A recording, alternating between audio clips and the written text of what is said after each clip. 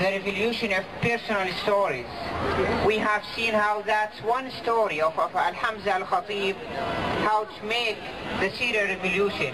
To say that Khalid Hamza became an icon for the Syrian revolution. To say that Khalid Hamza became an icon for the Syrian revolution. The story about Khalid Hamza have been spread all over the world. And it's يا ابو ليلى والله انت قوم علي فصل قوم يا عبد الله والله احمد اخذ والله احمد اخذتي زعل ورا دين ربي يحفظ. We need to have a personal stories. We have to hear from every Syrian who have been detained, who have been killed. Because these stories who make Syrians and who made the attention from the media. والله عندك حل ثاني شو هو؟ انك تروح انت تخطبها بدالي، بس تشوفك هيك كوع بتبطل. ما بتبطل والله بكره بايه وفاد.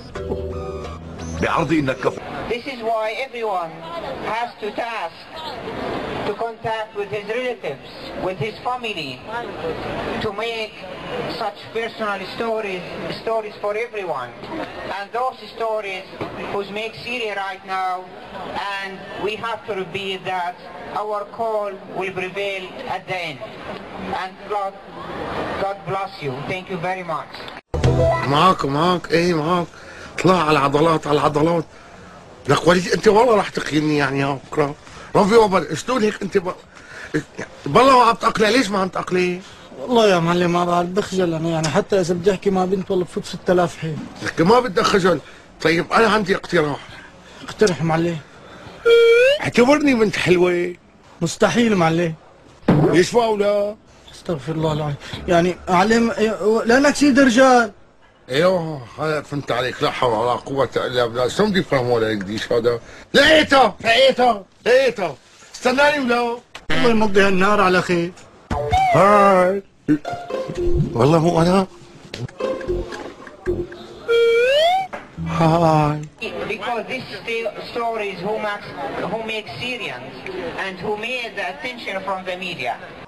اهلين اختي تفضلي. لك شو بقول تعيد وراي؟ شو تفضلي يلا.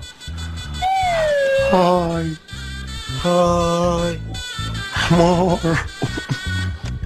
لو تعرف وراك شو صار.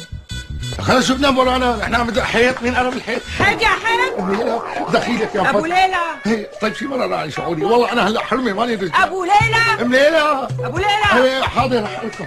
وليد بعلمك رايح معي امشي وراي لشوف.